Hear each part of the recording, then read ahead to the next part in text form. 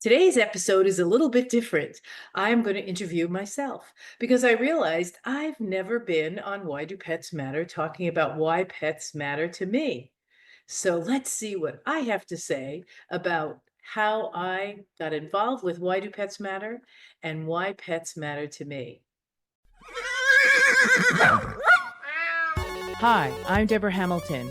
Welcome to my podcast, Why Do Pets Matter? 10 years ago, with my iPhone and a script, I recorded the first episode of the Ultimate Pet Resolution Summit, which chatted with experts about conflicts over animals. Our conversations were intimate, honest, and illustrated how disagreements over animals occur and how those disagreements can reshape people's lives and relationships. In November 2019, I started Why Do Pets Matter, a new podcast that continued these informative discussions. I'm so excited to have you here with me, continuing my exploration into a more meaningful conversation about why pets matter to all of us. My guests and I will share ideas, stories, and experiences straight from the heart, unscripted and holistic. From the bravest moments to the most brokenhearted, we will explore how to resolve disagreements over animals differently. One thing I know for sure is I want to have more meaningful conversations that will help all of us unlock that deeply felt human-animal bond that drives the emotions of conflict. Hi everyone, Deborah Hamilton. Today's Why Do Pets Matter is going to be a little bit different because I have realized after 10,000 downloads, and thank you so much, I'm so grateful. I've never had a Why Do Pets Matter that discusses why pets matter to me and why I started this podcast to begin with. So here I am today, starting out this year, discussing with so many luminaries in the pets mattering fields of veterinary medicine, of law, of training, of rescue, of animal welfare, everything that has to do with an animal, just ownership, just the love of an animal, just people in service to people with animals. Before I start going down that wonderful educational road again this year, I thought, hey, why don't I do a Why Do Pets Matter podcast on why pets matter to me? I'm Deborah Hamilton. I'm an attorney who has decided to help resolve conflicts over animals in a different way. At the beginning, I thought I would just do mediation and help mediate conflicts. However, I found out early that in fact, conflicts sometimes need a little assistance to get to the point of mediation or to enable one party to actively listen to another in a very supportive way. So I'm going to start at the beginning and tell you why pets matter to me. And then I'll get into what I do in service to animals, which is the gist of what Why Do Pets Matter podcast means to you. And all the people who have been so gracious to be my guests over the last 5 years. Maybe less. I think Why Do Pets Matter came out after 2021. I'll have to go check. But without further ado, I will start with telling you why pets matter to me. Well, I had a little German Schnauzer when I was 5 years old who I loved, Kelly. She was the best dog in the entire universe and probably should have chewed on me a lot more than she did because I was 5 and she was a great dog and would let me do almost anything to her. And then came Treb, which started my love affair with Irish setters. She came from California and was an Irish setter who was rescued from a shelter. And she started the absolute love affair that I have with Irish setters. I have dipped my toe into different breeds, including standard long-haired dachshunds, which I love, as well as now having my first English Cocker Spaniel. She's a roan and tan who we love and who finished easily. I show dogs, I breed dogs, I rescue dogs. I have been in every position known to man in a number of breed clubs and with the AKC. So I've been in the area of dogs throughout my life. And when I decided to open my own practice, I thought that I would be in service to dogs and to people with dogs or cats or birds or horses by helping them litigate. But I realized early on that when I started this in 2010, that pets are property. And so their ability to be seen as so valuable to their owners was not yet getting into the legal sphere. They were still property. So emotional distress and personal loss of a pet cannot be compensated for. You can be compensated for their value, however that is defined.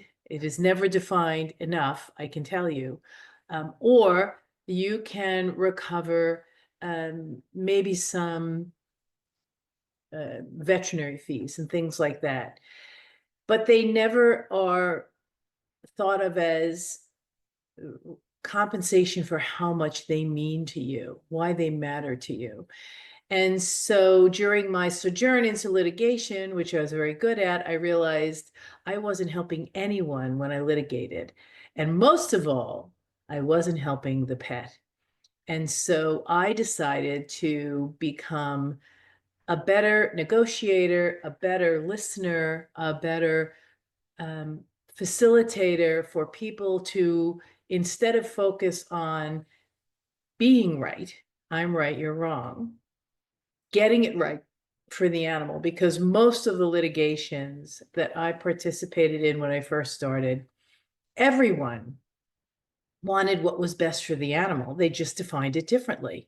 And if I could stop and have them recognize that everyone wants what's best for the animal, and let's define it together and see where we have common ground instead of what we usually do in litigation, really accentuate the negative part of where we are, it might be better for the animal in the long run. In divorce, landlord-tenant, breeder owner handler contracts, which I can tell you are almost non-existent or written by someone other than an attorney.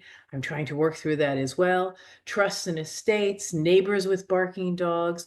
There are so many areas in which conflicts can arise for a pet and a pet owner, and yet there is no real instrument by which they can seek retribution or compensation for the loss of a pet in the value that they hold that pet at, which is why I started Hamilton Law and Mediation, because it helps people either through conflict coaching, through negotiation, through mediation, through collaborative practice, to find a way forward that always keeps focused on what's in the best interests of the pet. It stops the ego, the blame game. It gets you out of your amygdala and back into your prefrontal cortex, because it is so important to be able to be grounded when you're having these conversations about your pets. I'm telling you, when people are angry about pets, I put up a video probably when I first started in 2011 or 12 that talked about the 3 things you should do if your neighbor rings the doorbell and says your dog is barking, or you want to go ring the doorbell and say your dog is barking. The 3 things were simple, but it isn't simple when someone is complaining about your dog or when you're being annoyed by your neighbor's dog, which is stop, drop, and roll. Stop talking and listen. Drop the need to be right, and let what's being said roll off your back.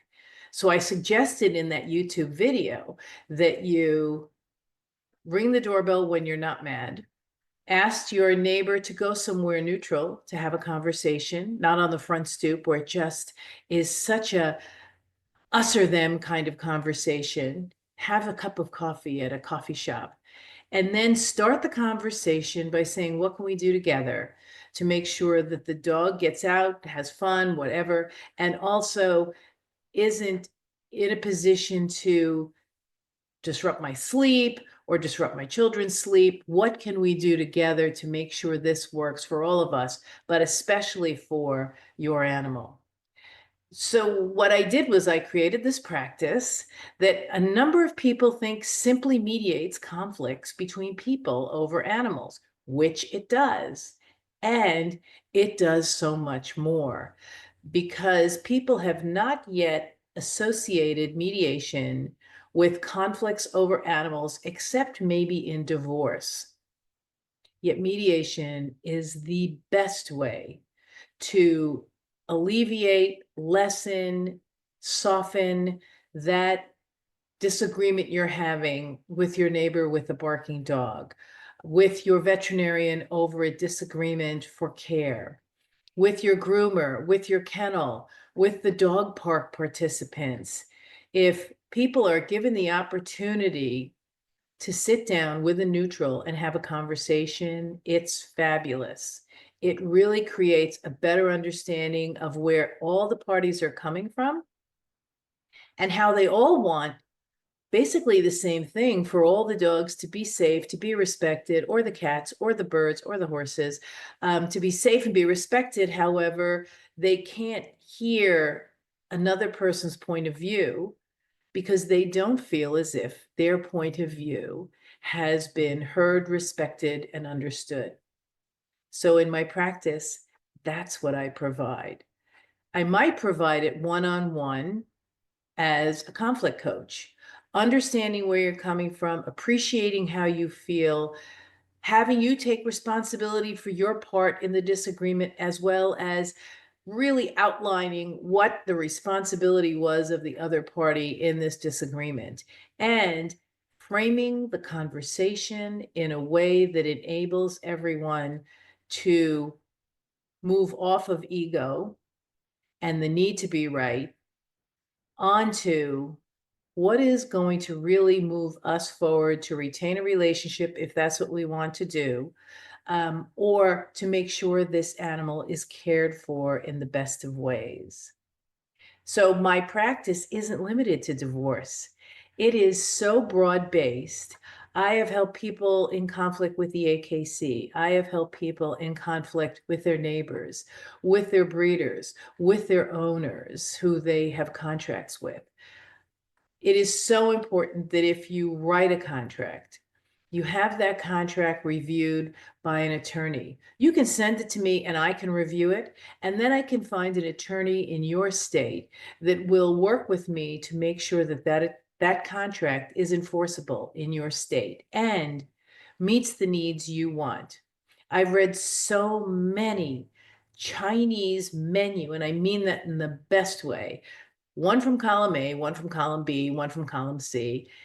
And breeders don't even realize that those terms in the contract may not be enforceable in their state, or it might not protect what they really want to protect. So as a mediator, as a conflict coach, as an integrative lawyer, I help people write contracts and engage in conversation that is inclusive, not exclusive, is appreciative and acknowledging, not adversarial.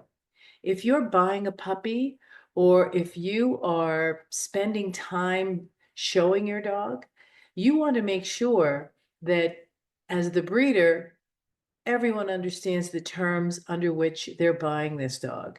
As the buyer, you really want to understand the terms in this contract that you may not understand. You want to feel free to ask. You want to really make sure you understand what you're taking on and the cost of what you're taking on, so that there's little misunderstanding later on. There's always room for misunderstanding because everybody understands things differently. Um, Especially if the only communication you're doing is through text. That's a whole nother story that I'll get into in a little bit. However, as a conflict coach and consultant, I help owners find breeders who will enable them to have an open discussion without any adversarial connotations within. I help breeders write contracts that have less adversarial nature and more accountability. And the reason I write contracts this way now is because when you go to court, you can have an airtight contract that an attorney has written. And now that 7 states have created a different level of propertyship, so to speak, personal propertyship of pets, the best interests of the pets are going to be taken into account when thinking about the terms of a contract you've signed. So if you're the breeder and you haven't seen this dog in 4 years and you want to breed it, and the pet owners say, no, we don't want to do this anymore, the way you write your contract is so important to enable the court to understand you supported these people, you've kept in touch with these people absolutely understood what the responsibilities were, and now they're reneging on the contract terms. Otherwise, a court may look at the situation, you haven't talked to the owners, you haven't kept in touch, and now you want to breed this dog because that's what it says in the contract. Unfortunately, it is come to pass that breeders aren't necessarily seen in a positive light. And so enable to create this responsibility by an owner to enable you to have certain access to a dog, you need to make sure that you keep in touch with the owners. And as owners, you need to keep in touch with your breeder to make sure that if anything comes up with your pet, you call them and ask them first, because you really want to know if this is something that you should worry about or it's something that's normal to their breed. I can tell you that I have so many people coming to me with contracts that really don't fit the bill, with terms that they didn't understand when they signed them. So it's imperative and important that when you have these conversations and go over the terms of a purchase for a puppy, that in fact you make sure that you, the breeder, have a clear contract that is collaborative, that is acknowledging and appreciating the wonderful home that these people are providing for your pet, and the responsibilities they've taken on to work with you, whatever you have retained, either breeding rights or collection rights or showing rights, whatever it is, that you've made it clear that they've absolutely appreciated, acknowledged they are going to follow the directives of the contract so that you can go forward in the future. If you're the owner, you have to really ask questions, be curious, know what this means. I know it is really hard to leave a pet behind when you meet it, because some of the terms are confusing. Some of the terms, the breeder might say, well, we may never do that. And yet, if it's in the contract, they can do that. So in my office, how I'm in service to people is I provide that opportunity to have a less than adversarial conversation.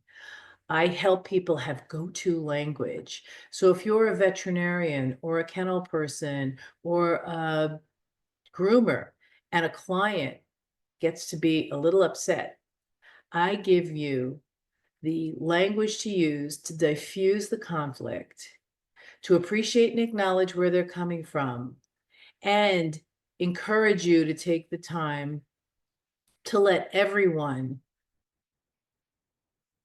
calm down before you answer. I was teaching classes during 2020, 2021, and a lot of the attendees would say to me, what do you mean I don't need to answer them right away? I said, you know, in most cases, the answer shouldn't be given right away. You should do some thinking about what the answer should be. And most people, I won't say all people, but most people will not be adverse to being looped, and I'll explain that in a minute, appreciated and acknowledged for their point of view, and asked for permission to do a little research and get back to them later. So when we are working in a conflict coach consultant situation with Hamilton Law and Mediation, I help one party actively listen. What does that mean? Well, if you actively listen, you're hearing what I'm saying. So what I just said is, we appreciate and acknowledge. we loop, and we ask for time to do a little research before we answer the question. Did I get that right? Really important, because whenever a conflict arises, when clients call me, most of the time, they feel very unheard. They feel as if they had no agency in the conversation, especially about a pet, whether it's the groomer, the kennel, the breeder, the veterinarian. And that's what starts the downward spiral of the relationship. So if in fact you can listen with an open mind and stop talking. Remember, I said stop, drop, and roll earlier. So part of what I use in my mediation practice, but also what I help people do as a consultant or as a coach, is learning how to stop talking and listen. Then dropping the need to be right, which I know from experience is the most difficult thing for me to do. However, dropping the need to be right doesn't make you weak or wrong. It simply gives you the opportunity, if you stop and listen, to gain more information before you have a conversation moving forward. So if you stop talking and listen and you drop the need to be right, as you're listening, you're going to hear things. And instead of listening for the things that you disagree about, listen for the things that you also agree about. And as I said at the beginning, what I found and why I shifted my practice from litigation to alternative dispute resolution, mediation, collaboration, conflict coaching, conflict consultation, is because most of the time the conflicts arise because the parties don't share what they believe in that is similar. They only share what they are angry about and what they don't share in common as an outcome. The last piece of stop, drop, and roll is roll. We all know that people have really bad days, and you might never have met this person before, but if, say, you're a veterinarian in an emergency clinic, you are never meeting anyone on their best day because, well, their pet's in distress. That's why they're in an emergency hospital. It's part of the task you take on as an emergency veterinarian to learn how to stop, drop, and roll, because that person doesn't have the ability to filter at that moment while their pet is ill. Some do, most don't. And so as the veterinarian, please God, don't take it personally. Rather, listen, appreciate, and acknowledge how they feel. Give them information. This is what we're going to do. We're going to take the dog in the back. We're going to check its vitals. We're going to be out to see you. It'll probably take 15 minutes. Is that okay? Check in. You know, if the dog or cat or bird or horse are an emergency and suffering, well, then being able to have someone at the front desk give that same information, maybe not from the doctor, but from the front desk point of view in a way that is collaborative and compassionate and empathetic, the amount of conflicts and the amount of negative reviews you're going to get on social media are going to drop incredibly, because you are giving people at least peace of mind that you acknowledge that they're upset, that their pet is very ill, and that you are going to do your best to save their pet, and you're going to keep them informed. When I teach my classes diffusing conflict to veterinarians and kennels and groomers and breeders, I often start with the term transparency. Because the thing that we are least likely to do and is so necessary when we're having these conversations is to be transparent. acknowledge what it is that's important to the pet owner, as well as the pet owner acknowledging what is so important to the veterinarian, the groomer, or the kennel person. As you're coming into this conversation, be transparent.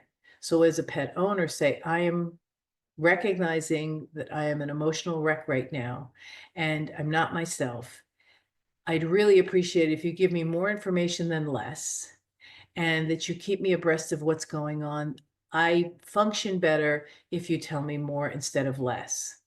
As a veterinarian, as the front desk people in a veterinary clinic, emergency clinic, having people know what it is that they can expect to happen is gold, because they're coming in a situation where they can't even breathe most of the time because a beloved family member is not doing well.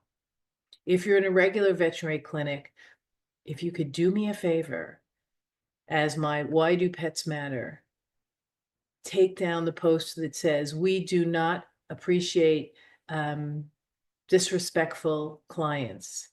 If you want to create disrespectful clients, leave that sign up. It's sort of a self-fulfilling prophecy. What you should say is, we so appreciate clients who are our partners, who work with us, who ask us for what they need so that we can fulfill their needs in a way that works for all of us. Because that's basically what you're saying. It's just saying it in the glass is half full way, as opposed to the glass is half empty way. So to wrap this up, I am so grateful that I've taken the time. I just didn't realize that I never talked about why pets matter to me. I always talked about why pets mattered to my guests. And today's episode is covering what I do and how I do it, because of how much pets and their owners and their service providers mean to me.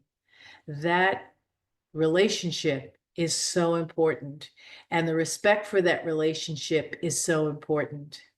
I never talk about kumbaya, everybody holding hands, everybody. There is absolutely no time when a conflict involves a pet that kumbaya is going to be part of the conversation. I wish it could be. I wish I could at least help people take a breath, ground themselves, and understand that this is something that is the party who is aggravated's issue, as opposed to my issue. And I'm going to let them own it. I'm going to let them deal with it, but I'm not going to exacerbate it by pointing it out to them and telling them, I'm not going to speak to you if you talk to me that way. That will absolutely escalate a situation. So if you're a breeder, you're a vet, you're a kennel operator, you're an owner, if someone says something like that to you, say, you're right. This is not necessarily the best of times for us to talk to each other. And I really want to hear more. You've given me a lot to think about. And so may I call you tomorrow after I've got a little more information, and we can talk privately about what's going on here. It would make such a big difference. So as I promised, I'm going to tell you what looping is, because this is such an important part of my consultation practice, both using it for my clients and teaching my clients how to use it for themselves. So when someone says something to you and you want to respond in the worst way, we always are reactive and defensive. It is totally human nature. If you want, take a minute and say, Deborah told me to reflect back what they said so that they can clarify, correct, or change what they've said, because they might not even know how you receive the information. We all receive information based on our experiences, our biases. I actually went to a conference once and said, hi, I'm Deborah Hamilton, and I'm a breeder of Irish setters. How many of you think I'm your worst nightmare? And many who are listening to this podcast might say, yep, she's my nightmare, because I'm an attorney, I'm a breeder, and I'm opinionated, and I'm just going to come at this in a way that's going to be so difficult. Well, if I can help you diffuse that bias that you bring into that room, that feeling of this is how this kind of person treated me last time, I would be doing a great service via this podcast and via everyone who's listening to it. So what you want to do is you want to loop back what they say. So what I've heard you say, Deborah, is that you're a breeder, and that you're a lawyer, and that you really help people work on diffusing conflict. Would that be right? Yeah, that's right. And you really give people the information they may need to diffuse it on their own as well, if they can't get the other party to a mediated setting. Yes, that's what I do. And what you do always keeps top of mind what's in the best interest of the pet, which is what everyone wants who's sitting at the table. Yeah, that's what I do. That's exactly what I do.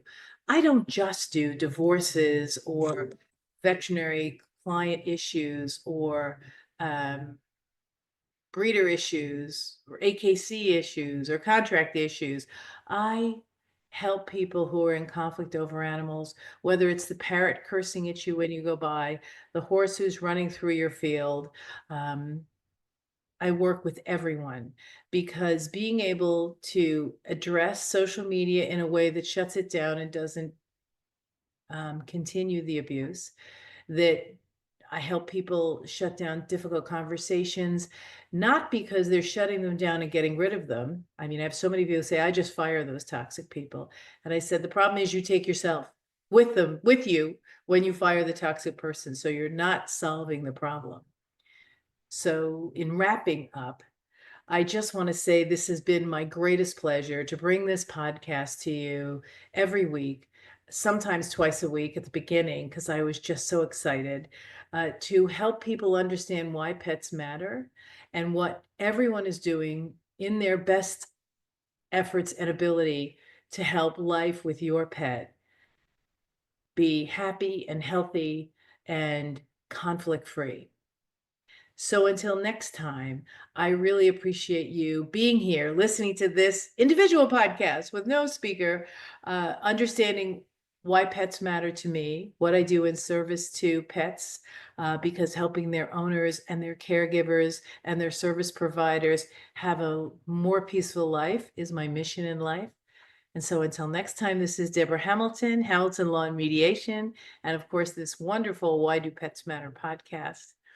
As an end note, I will say that you can reach me at hamiltonlawmediation.com. You could also join our MAP community, because beside conflict resolution, I help people make plans for the care of their pet long-term, short-term. I am not a trust and estate attorney, and I do not play one on TV. However, I am the trust and estate attorney's best friend and the pet owner's best friend when they're going to their trust and estate attorney, because I've created a program you can bring to them so they know what you want to do with your pets. And I've created a program that helps you decide and understand what you want to do with your pets. So look for the link for the MAP program starting again, probably in February or March. I've had so much on my plate. So until next time, this is Deborah Hamilton. Go kiss your pets for me. Thanks so much. Please take the time to like and share the Why Do Pets Matter podcast, and give us 5 stars if you think we're doing a good job. It does such a great job rising our numbers and making sure people can find us, because as you know, people are in conflict over animals. So if they're able to find the Why Do Pets Matter podcast, they will be able to hear the information that I give here and also find me. So please like and share and give us a 5-star review. It's greatly appreciated on any of your podcast platforms that you listen to. Thanks so much.